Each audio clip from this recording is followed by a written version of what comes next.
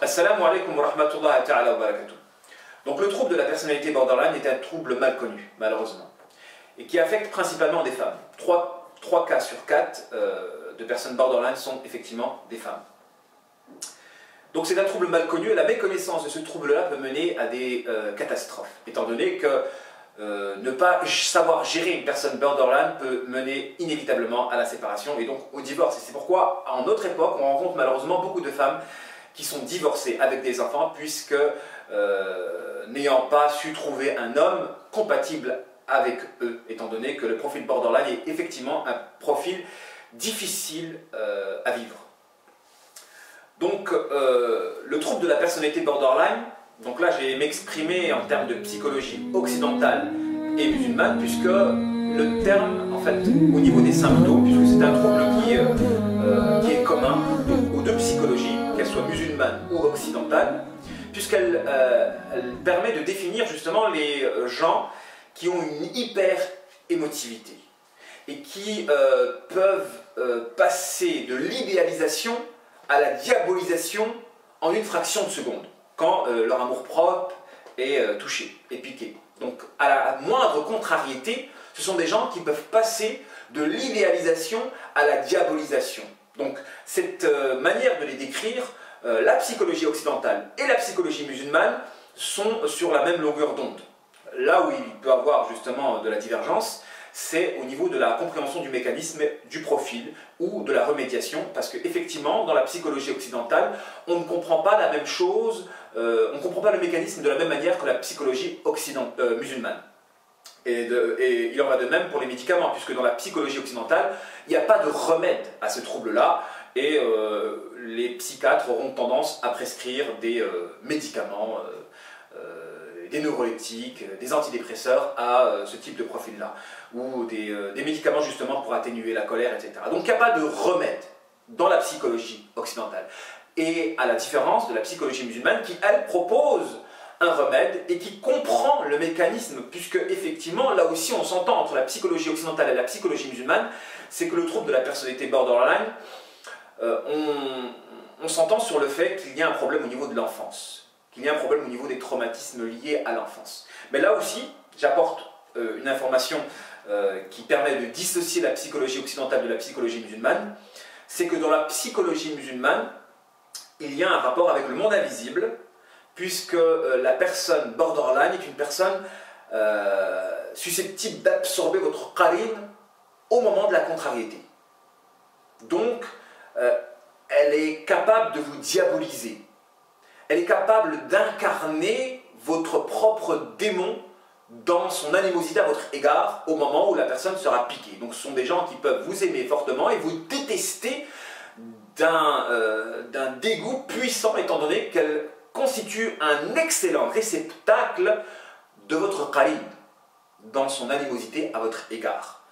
Et ça, bien évidemment, la psychologie occidentale n'y croit pas, puisqu'elle ne croit pas justement en l'existence de créatures invisibles, comme peuvent ne pas croire justement ces pseudo-psychologues qui ont un nom musulman. Attention, je le répète, le fait qu'un psychologue a un nom à consonance musulmane ne fait pas de lui un exerçant de la psychologie musulmane, puisque vous pouvez trouver des psychologues d'origine musulmane qui ne croient pas en la possession, qui ne croient pas qu'un être humain peut être possédé.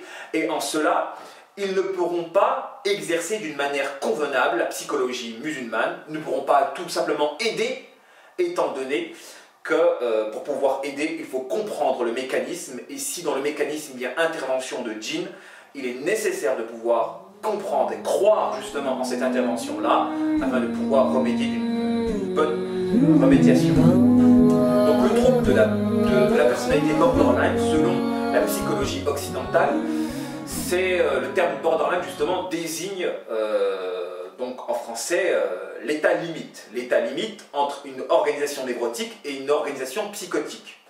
Donc les névroses en réalité ce sont des troubles psychiatriques comme l'angoisse, la dépression ou autres, avec une certaine conscience de la réalité. La différence entre la névrose et la psychose, c'est que dans la névrose, les troubles psychiatriques se réalisent avec une conscience de la réalité, tandis que dans la psychose, il y a une forme de déconnexion par rapport à la réalité, et le borderline, c'est justement une personne qui se trouve à équidistance entre une organisation névrotique et une organisation psychotique. Et généralement, en tout cas dans la psychologie occidentale, on définit justement un borderline par le fait qu'il a une crainte liée à la perte d'un objet susceptible de les stabiliser, en l'occurrence dans l'affection. Ce sont des gens qui ont un manque d'affection et qui sont angoissés à l'idée de perdre l'objet qui les stabilise au niveau de l'affection. Et c'est pourquoi, des conséquences de cette angoisse-là, ils vont anticiper et mettre à l'épreuve leur entourage. Donc, ce sont des provocateurs. Donc, il y a des points de ressemblance dans l'analyse occidentale, psychologique occidentale de ce trouble-là, avec la compréhension de la psychologie musulmane. Parce qu'il est vrai qu'au niveau des symptômes, on s'entend sur le fait que ce sont des gens qui peuvent être angoissés à l'idée de perdre un objet susceptible de les stabiliser au niveau de l'affection. Cela dit, c'est juste une caractéristique. Ça ne nous permet pas de comprendre le mécanisme. Le mécanisme selon la psychologie musulmane, puisque, et là je ferai une autre vidéo pour développer justement la notion de siamoserie, c'est que selon la psychologie musulmane, une personne borderline est une personne souffrant d'une siamoserie circonstancielle. Donc une siamoserie, c'est quand l'âme est collée à celle d'un démon. Donc vous avez des siamois démoniaques constants qui naissent ainsi des conséquences de la manière dont ils ont été conçus, s'ils ont été conçus dans un cadre illégal, ou s'ils ont été conçus à travers un rituel satanique, ou s'ils sont le fruit d'un couple où il existe, où l'un des parents est au moins un pervers narcissique, il peut avoir justement transmission du syndrome de la perversité narcissique dans le fœtus. Le trouble borderline, qui est une siamoiserie circonstancielle, donc pas constante, nous le définissons par le fait qu'il y a eu un traumatisme post-natal, à la différence justement de la siamoiserie constante, qui est liée justement à une faille prénatale. Donc des gens peuvent naître siamois démoniaques à cause d'un parent pervers narcissique, sorcier ou lié au contexte de la naissance. Le trouble de la personnalité borderline, c'est un trouble lié à l'enfance, un traumatisme lié à l'enfance qui rend siamois démoniaque circonstanciellement au moment où l'ego sera piqué. Donc ce sont des gens qui ne sont pas spécialement entièrement siamois démoniaques, mais qui peuvent le devenir circonstanciellement quand leur ego sera piqué des conséquences du traumatisme lié à l'enfance. Donc ce sont des gens qui peuvent absorber votre qarin, qui, rappelons-le, est votre propre diable, qui veut votre propre destruction. Donc au moment où leur ego est piqué, donc quand ils sont piqués dans leur amour propre, ils peuvent vous diaboliser, incarner votre propre démon dans sa haine à votre égard. Des conséquences du traumatisme lié à l'enfance. C'est pourquoi on les reconnaît au fait, généralement, toutes les personnes borderline, sachant qu'il existe des personnes siamois démoniaques qui ont réussi à se canaliser et à tendre vers un profil du meilleur. Parce qu'on a tous un profil de base, un profil du meilleur et un profil du pire. Donc le profil du bas, c'est de base, c'est le profil avec lequel on est. Ensuite, avec l'effort spirituel, on peut tendre vers un profil du meilleur. Et donc les personnes qui naissent avec une siamoiserie démoniaque peuvent tendre vers un profil du meilleur, puisque justement, le profil borderline se trouve entre le profil double facette, ou pervers narcissique, car le terme justement de la psychologie musulmane pour définir le pervers narcissique, c'est la double facette. C'est quelqu'un qui a deux visages et qui joue sur un visage de belle apparence afin de faire valoir le visage caché qui est le visage mauvais. Et la bipolarité. La double facette, c'est quelqu'un qui a deux visages. Un visage qui cache pour pouvoir détruire et un visage apparent pour pouvoir agripper et manipuler. La bipolarité, c'est quelqu'un qui a deux visages, mais les deux visages extériorisés. Donc quelqu'un qui est sincère dans ses deux visages diamétraux, mais ces deux visages sont extériorisés, à la différence de la double facette qui cache volontairement le visage mauvais dans son entreprise de manipulation. En réalité, la personne borderline se trouve entre ces deux types de profils-là, étant donné que c'est quelqu'un qui peut être très bien, puisqu'on reconnaît justement une personne borderline à sa sincérité et à son dévouement. Ce sont des gens qui sont très sincères, très dévoués quand ils sont justement dévoués vis-à-vis de quelqu'un. Ou qui peuvent être très intelligentes, parce que ce sont des gens qui peuvent, lorsqu'ils s'engagent dans des projets, le font de manière passionnelle. Donc ce sont des gens qui sont passionnels à la tâche et qui nécessairement peuvent obtenir d'excellents résultats. Donc il y a des qualités dans le profil borderline, étant donné que ce sont des gens dévoués et très sincères. Cela étant, au moment où ils subissent une contrariété, ils peuvent passer du profil agréable, sincère, dévoué, au profil démoniaque, puisqu'ils peuvent justement incarner votre qarin. Donc il existe différents types de borderline. Des borderline qui sont passifs et d'autres qui sont actifs. Donc passifs, c'est des gens qui vont incarner votre qarin uniquement quand ils seront piqués dans leur amour-propre. Et d'autres qui sont actifs, qui cherchent à vous provoquer. C'est pourquoi dans la psychologie musulmane, justement, on définit le borderline comme une personne qui est malade, qui aspire à guérir en transmettant sa maladie. En transmettant sa maladie par la provocation. Parce que quand ils vous provoquent, ils aspirent à vous mettre en colère, de telle sorte de se libérer. Ce sont des gens en réalité qui sont sous pression interne et qui aspirent à se libérer de cette pression interne en vous provoquant jusqu'à générer une dégringolade spirituelle. C'est pourquoi les borderline, on les reconnaît aussi au fait qu'ils sont des développeurs négatifs. Dans la science du profilage, et je réserverai un cours pour ça, on les reconnaît au fait qu'ils sont des gens qui peuvent vous développer négativement. Lorsque, à force de vous provoquer et de faire ressortir le plus mauvais de vous, et par leur conviction du fait que vous êtes quelqu'un de négatif et de mauvais, vous pouvez être ensorcelé et croire que vous êtes réellement mauvais. Donc, une personne borderline, dans un profil, dans un couple, une personne borderline est capable de vous faire dégringoler spirituellement en vous faisant croire que vous êtes réellement à la hauteur de l'image qu'ils ont de vous. Donc une image négative au moment où ils sont contrariés. Donc il y a aussi des borderline qui sont implosifs, donc qui n'expriment pas l'idée qu'ils ont de vous au moment où ils sont contrariés. Et qui sont implosifs, donc ils ont des colères cachées. Et c'est pourquoi, dans des couples, c'est pour ça le trouble de la personnalité borderline est étroitement associé aux relations toxiques. Et le cours que je suis en train de donner là, c'est un cours sur le trouble de la personnalité borderline, mais aussi sur les relations toxiques. Parce que la mauvaise connaissance du trouble de la personnalité borderline peut mener, effectivement, à une catastrophe relationnelle et à un fléau au niveau de la vie. C'est pourquoi il est important de maîtriser, de comprendre ce profil-là. Parce qu'il y a des gens qui peuvent perdre la raison. Alors imaginez que vous avez affaire à une personne borderline implosif, donc qui ne manifeste pas l'idée négative qu'elle peut avoir de vous. Soyez convaincus que des conséquences de sa colère cachée, elle peut générer en vous des migraines, et la méconnaissance de l'origine de votre propre mal-être peut générer une dépression.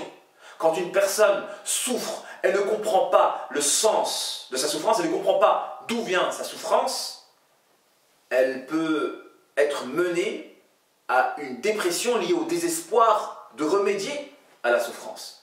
Et il y a des gens qui ont été internés en asile psychiatrique des conséquences de la méconnaissance de leur souffrance, qui avaient justement pour origine une relation toxique avec une personne borderline implosif. Donc il y a des personnes borderline passifs, actifs, des gens qui vous provoquent, et d'autres qui contiennent leur colère, et d'autres qui expriment leur colère, comme il existe des borderline masculins et féminins. Donc comme j'ai dit tout à l'heure, 3 cas sur 4 sont des borderline féminins. Mais il existe aussi des borderline masculins. Et généralement, on reconnaît ces hommes-là au fait qu'ils sont infréquentables. Qu'ils sont infréquentables parce que ce sont des gens qui cherchent des embrouilles. Et quand ils cherchent des embrouilles, ils se créent une bulle dans laquelle il faut absolument ne pas rentrer. Parce qu'ils sont tellement intenses dans leur émotivité qu'ils peuvent vous absorber dans la bulle à embrouille. Une bulle à embrouille. C'est-à-dire qu'eux, ils vont rentrer dans un débat dans lequel c'est eux qui vont établir les normes du débat. Mais ils vont être tellement convaincus dans ces normes-là que lorsque vous allez rentrer dans le débat avec eux, vous allez rentrer dans l'embrouille. Et là, il va y avoir animosité et agressivité réciproque. Une réciprocité de l'agressivité. Donc, ces gens-là, en réalité, les borderline masculins, ce sont des gens qui, lorsqu'ils s'embrouillent, créent une bulle qui vous absorbe. Et si vous voulez justement ne pas tomber dans le piège de ces gens-là, c'est de ne pas rentrer dans l'embrouille. Le problème, c'est que ces gens-là, ils sont tellement convaincus que cette conviction-là vous absorbe. Et c'est pourquoi vous vous sentez comme impuissant à ne pas rentrer dans l'embrouille quand vous avez affaire avec une personne borderline de type masculin. Et généralement, ces gens-là sont infréquentables, n'ont pas d'amis. Et pourtant, ce sont des gens qui, lorsqu'ils arrivent à avoir des amis, vous mettront au-dessus de leur tête. Tellement ils constatent leur lourdeur relationnelle. Ils se savent lourds relationnellement. Et c'est pour ça, quand ils arrivent à trouver des personnes susceptibles de les patienter, alors ils les aiment d'un amour fou. Ça, pour en ce qui concerne justement le borderline masculin. Mais comme je l'ai dit tout à l'heure, il ne concerne que 25% des cas. La majorité des cas, ce sont des borderline féminins. Vous avez aussi des borderline donc, circonstanciels, donc qui ne le sont pas tout le temps, qui peuvent être vraiment agréables, et les borderline qui le sont constamment, étant donné qu'ils sont tout le temps dans l'angoisse, dans la peur, dans l'instabilité, puisqu'ils n'ont pas, ou dans l'insatisfaction. Hein. C'est vrai que le borderline circonstanciel est un borderline qui manifeste justement les symptômes négatifs uniquement quand l'âme est piquée dans la contrariété. Donc quand on les stabilise par un environnement qui leur donne l'affection susceptible de les équilibrer, ils sont agréables à vivre. Le problème, c'est quand on s'écarte d'eux, ou quand on leur renvoie l'image de leur déséquilibre, alors là, le côté négatif des symptômes liés au profil va se déclencher. Et il y a des borderline qui sont tolérables et d'autres qui sont intolérables, et on les verra justement dans la remédiation, étant donné qu'il est utile de les équilibrer que lorsque ils sont dans un borderline tolérable. Dès qu'on franchit la limite du borderline intolérable, il n'est plus utile justement de les canaliser, et il est même risqué de tenter de le faire, puisque on risque effectivement de dégringoler spirituellement, puisque le borderline est capable de vous faire virer dans le profil du pire, donc de développer le côté négatif de votre personnalité. Donc on reconnaît justement les borderline au fait que ce sont des gens qui n'ont pas totalement des caractéristiques négatives, puisqu'ils sont des gens très sincères, mais on les reconnaît aussi qu'ils sont ingrats. On les reconnaît au fait qu'ils peuvent être ingrats, et ça fait partie des caractéristiques susceptibles justement de la remédiation, parce que justement il y a un cercle vicieux. Si le borderline pouvait être reconnaissant à l'endroit... En fait, le borderline ne peut pas s'observer à travers une image négative, puisque l'image qu'on lui porte joue énormément sur sa personnalité. Étant donné que si on a une image négative du borderline, le borderline peut s'auto-détruire et avoir des tendances suicidaires. Pour lui, c'est vital que l'on ait une belle image de lui-même, étant donné que son profil est aussi un profil réfléchissant.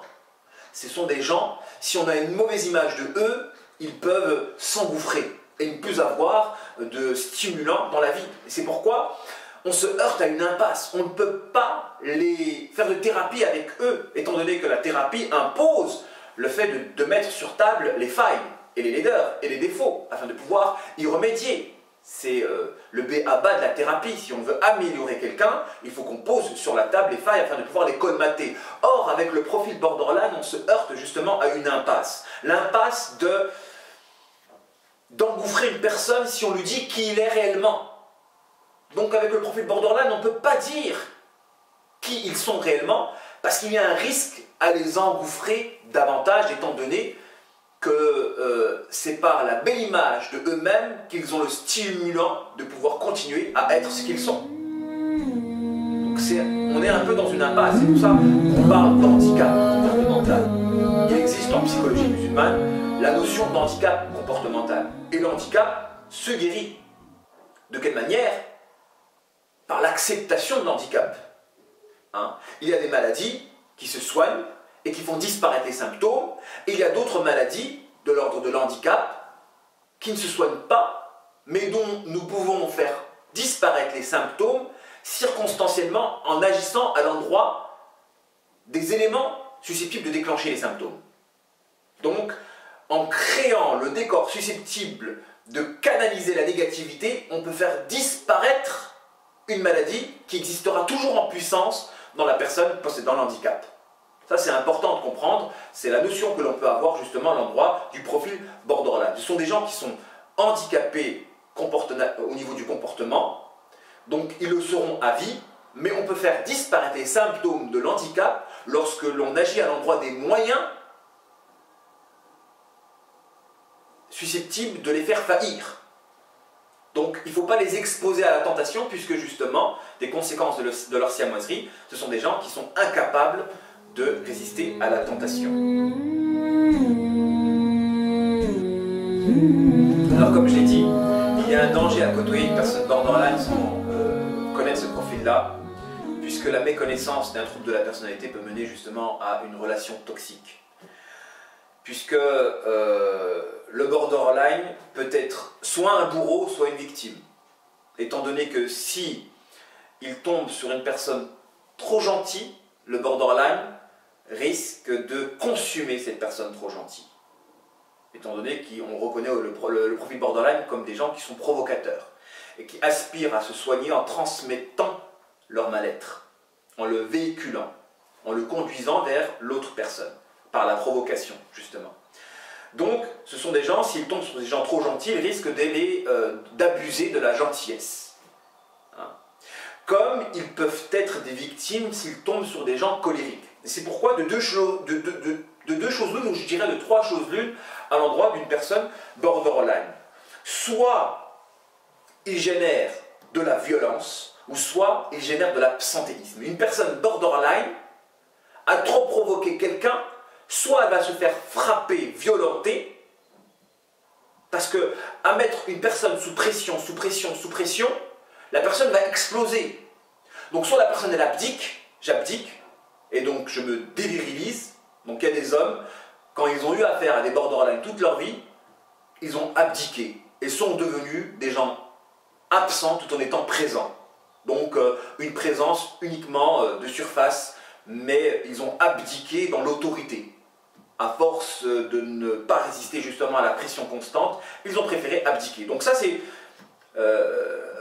une voie. Donc le borderline peut pousser une personne à abdiquer, comme elle peut pousser une personne à exploser et donc à les violenter. Donc une borderline peut être soit une victime, soit un bourreau. Elle peut déviriliser un homme. À force de faire trop de pression, l'homme va abdiquer, mais il existe un état je dirais l'expression la goutte qui fait déborder le vase. À force de trop patienter, ça explose, et donc une personne peut devenir agressif et se venger sur le profil borderline.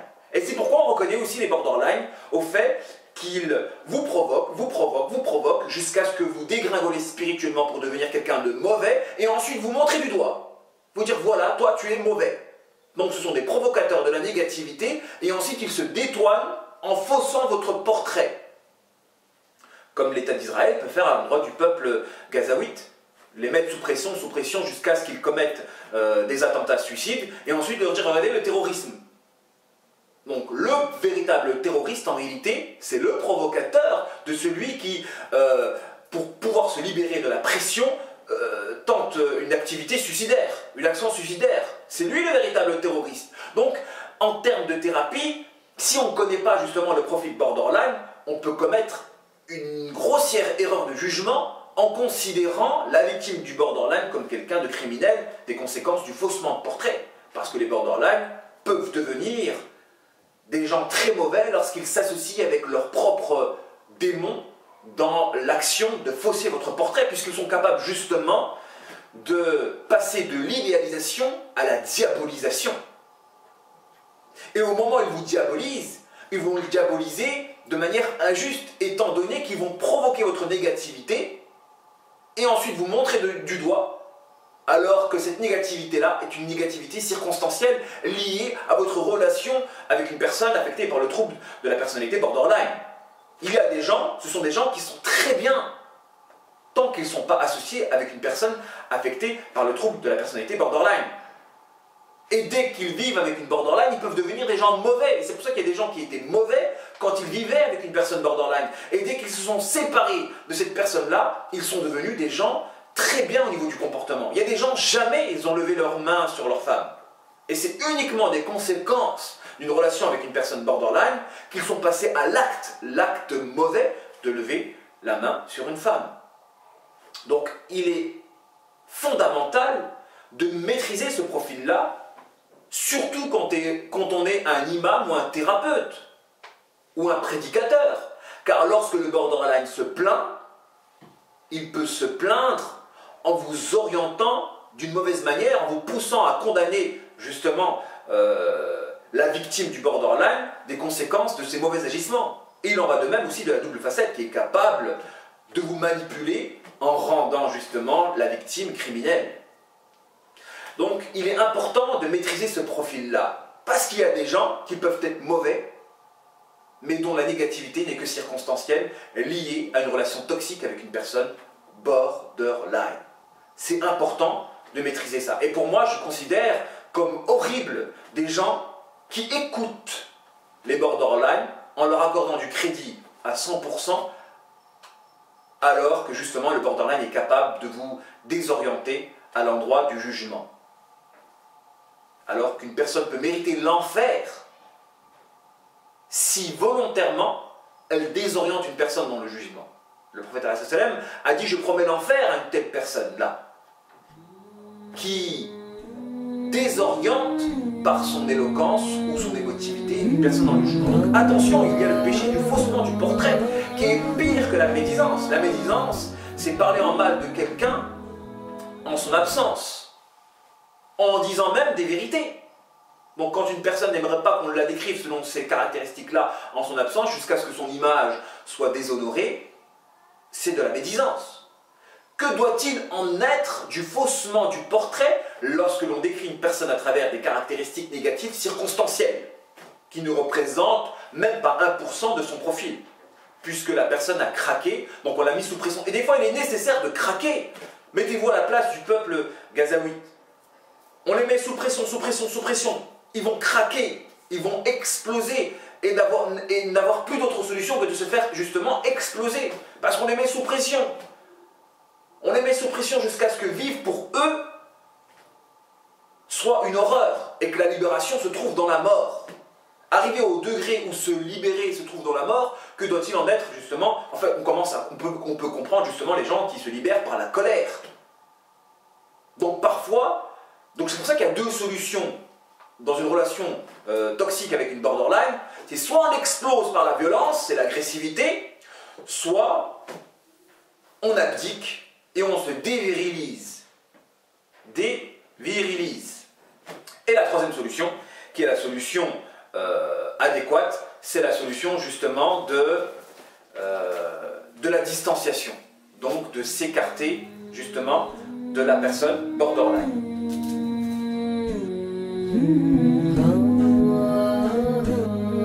Alors le remède à la maladie, comme on l'a dit tout à l'heure, il existe justement des maladies qui se remédient directement à l'endroit des causes, pour faire disparaître entièrement les maladies, et des maladies qui se remédient à l'endroit des symptômes. symptomatique, donc un traitement symptomatique, qui ne fait pas disparaître la maladie entièrement. Donc la maladie existe en puissance dans le profil, mais on peut faire disparaître les symptômes en agissant à l'endroit des éléments déclencheurs de ces symptômes-là, qui sont généralement environnementaux. Donc quand on agit à l'endroit du décor qui génère, c'est pour ça qu'il y a des maladies comme la schizophrénie, je traiterai justement la schizophrénie dans une autre vidéo. Il existe des maladies environnementales, des maladies du système, développées par le système. Et c'est pourquoi, alors d'aujourd'hui, on voit des développements de maladies mentales de nos jours. Et la remédiation doit être une remédiation à l'endroit du décor, donc par la production d'un système qui empêche le développement de certaines maladies mentales. Donc je reviendrai justement sur ce sujet-là dans une autre vidéo.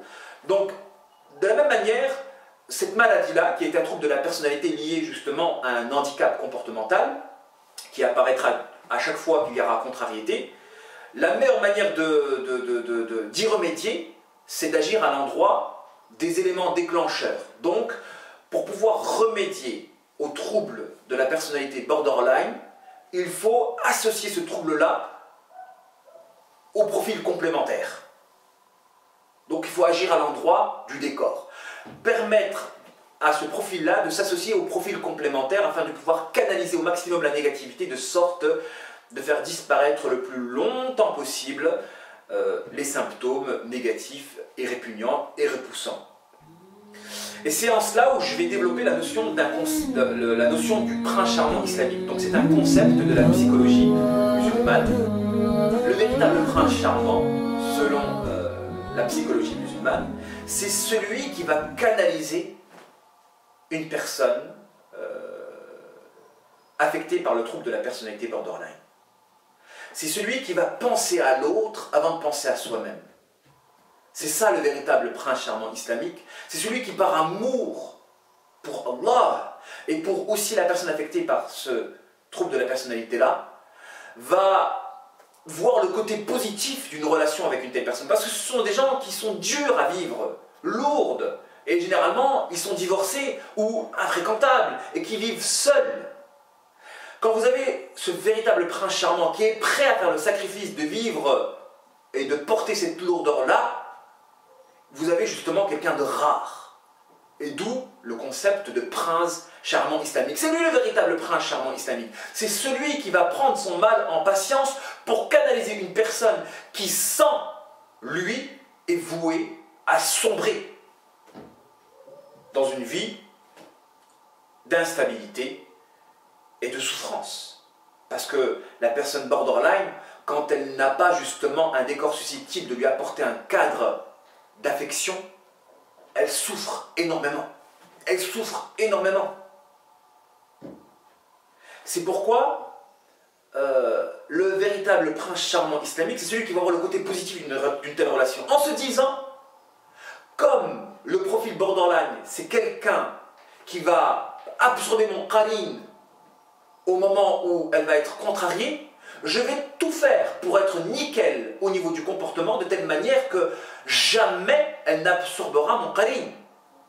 Donc le profil du prince charmant, c'est quelqu'un qui va faire du profil borderline un miroir de son propre degré spirituel. En se disant, si moi je suis nickel, le profil borderline sera nickel avec moi. Si moi j'ai des faux pas, en provoquant justement une contrariété, alors elle va absorber mon qarin qui va justement puiser son énergie dans mes manquements et dans mes failles. C'est pourquoi le prince charmant voit du bien dans un profil borderline parce qu'il le considère comme un thermomètre de sa spiritualité, en se disant que la négativité du borderline est consécutive de ses propres manquements. Mais ils sont rares, ces hommes-là. Ou ces femmes, puisque le borderline peut être aussi masculin. Ils sont rares, ces hommes capables justement de patienter le caractère provocateur, ces gens-là qui aspirent à vous piquer jusqu'à ce que vous dégringolez spirituellement.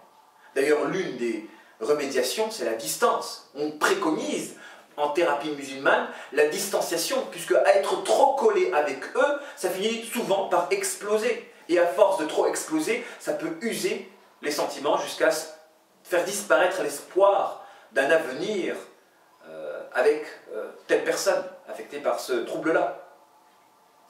Et c'est en cela où il y a un récit que l'on trouve dans les péchés capitaux de Dhahabi, à l'endroit de la femme obéissante et désobéissante. Dans le chapitre justement sur la femme obéissante et désobéissante, si mes souvenirs sont bons, où il parle d'un homme pieux qui vivait dans une montagne. Et un disciple justement avait entendu parler de cet homme pieux-là et voulait puiser du savoir auprès de cet homme-là. Et il est parti justement à sa rencontre dans la montagne.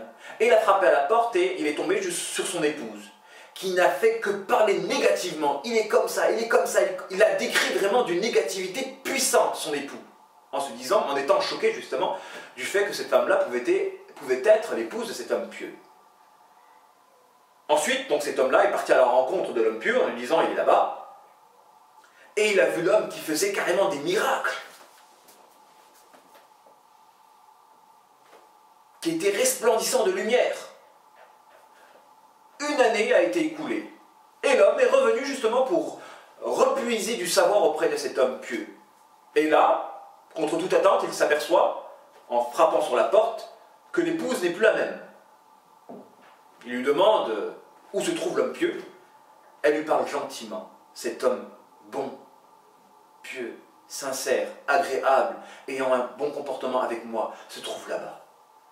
L'homme est parti rejoindre justement cet homme pieux-là, et contre toute attente, là, il l'observe à galérer à porter son bois, à suer, etc., etc. Et il lui demande justement le pourquoi de la différence entre l'année précédente où il était entouré de choses miraculeuses et aujourd'hui où il galère pour faire son travail rudimentaire. Et il lui dit, avant, j'étais marié avec une femme qui me faisait, entre guillemets, la misère, et je patientais justement la toxicité de cette relation-là, et aujourd'hui je suis marié avec une femme agréable puisque mon ex-femme est décédée, et aujourd'hui je suis marié avec une femme agréable, et donc je ne galère pas au niveau du relationnel, et donc nécessairement je n'ai plus les miracles associés à la spiritualité héritée de ma relation avec mon ex-épouse.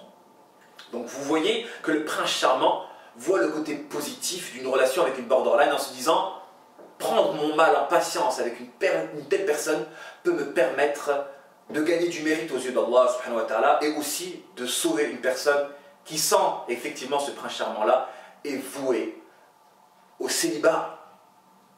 Au célibat. Et on les rencontre justement énormément, ces femmes-là, avec des enfants, parce qu'elles sont dures à vivre et qu'elles n'arrivent pas à tenir un mari. D'ailleurs, c'est une expression, tenir un mari, que les femmes se donnent.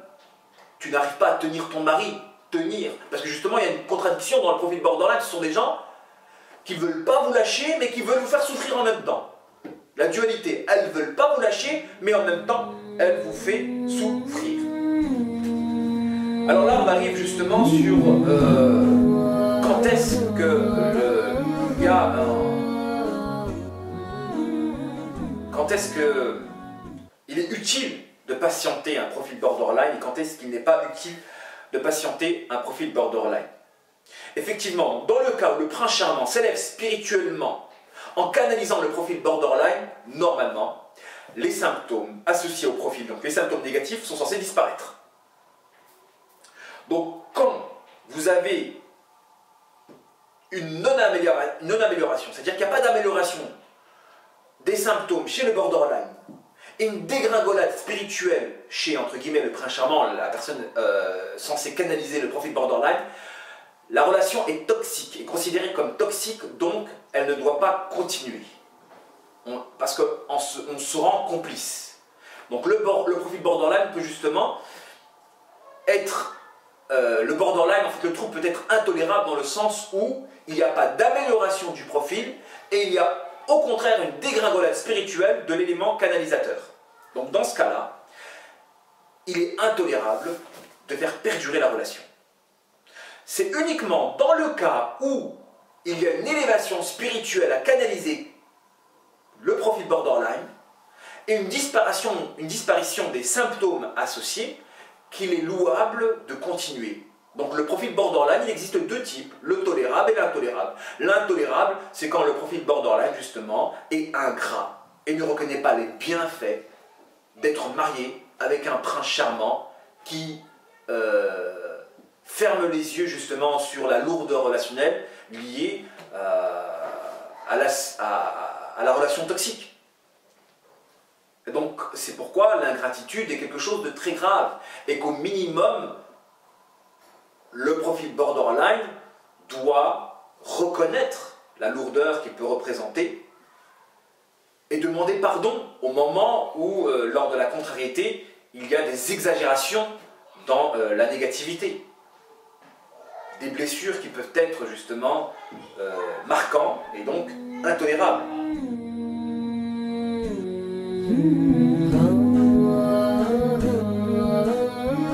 Donc pour finir, il y a des cas où le borderline est meneur et des cas où le borderline est suiveur. Donc dans le cas où le borderline est meneur dans un couple et que l'élément canalisateur est suiveur, la clé de la résolution des problèmes se trouve dans le profil borderline. C'est lui qui doit s'auto-canaliser. Et il ne peut pas le faire tout seul. Donc là, on rentre dans des problèmes liés à des relations toxiques. Quand vous avez dans le cas où le borderline est meneur et que l'élément canalisateur est un suiveur, il va être difficile de régler les problèmes de couple sans la canalisation du profil borderline, qui ne peut pas se canaliser par l'élément suiveur. C'est pourquoi, généralement, le borderline, quand il est meneur, il peut être frustré d'être marié avec un suiveur qui n'a pas les épaules de le canaliser. Et souvent, le borderline peut aussi avoir le profil relais. Il peut relayer la négativité. Et généralement, le profil borderline a une famille négative, dont il ne veut se défaire, et par lequel il véhicule des ténèbres chez sa victime. C'est pourquoi on peut faire de la thérapie à l'endroit du profil borderline en le coupant des relations toxiques qu'il peut aussi avoir et qu'il relaie chez sa victime. Hein, parce que comme on l'a défini en introduction, dans la définition, le profil borderline est lié justement à un traumatisme post-natal qui le rend siamois démoniaque circonstanciellement au moment de la contrariété. C'est pourquoi il est important pour remédier justement à ce trouble-là, d'agir à l'endroit des éléments susceptibles d'alimenter sa négativité. Donc il faut contrôler ces relations toxiques afin que le profil borderline n'opère pas une transmission de la négativité du lien toxique qu'il peut avoir personnellement vers le lien toxique qu'il peut avoir affectueusement. Donc on peut faire de la thérapie en isolant le borderline des relations toxiques et généralement, il ne veut pas se défaire de ces relations-là, qui sont des liens liés à la famille. Il ne veut pas se défaire de ces liens-là. Et c'est pourquoi le profil borderline, quand on l'isole d'une relation toxique familiale et qu'on l'alimente en luminosité et qu'on le canalise par une relation d'affection susceptible de le stabiliser, nous pouvons faire disparaître les éléments négatifs de son profil. La difficulté sera de perdurer dans cette ligne de conduite-là. Donc c'est pourquoi il est important pour le profil de borderline de bien choisir son prétendant afin qu'il puisse être complémentaire. Parce qu'il y a des gens qui sont... Je prends l'exemple du voyageur. Un homme qui voyage et qui ne risque pas d'être présent constamment, ça va être difficile d'être compatible avec un profil borderline étant donné que ce profil-là a besoin d'être équilibré par une présence constante qui stabilise au niveau de l'affection. Donc si on coupe le borderline de ses relations toxiques qu'il peut avoir avec sa famille, si on l'alimente en luminosité, si on lui donne un cadre susceptible de lui donner de l'affection constamment, nous pourrons faire disparaître tous les symptômes négatifs associés à son profil. Wassalamu alaikum wa rahmatullahi ta'ala wa barakatuh.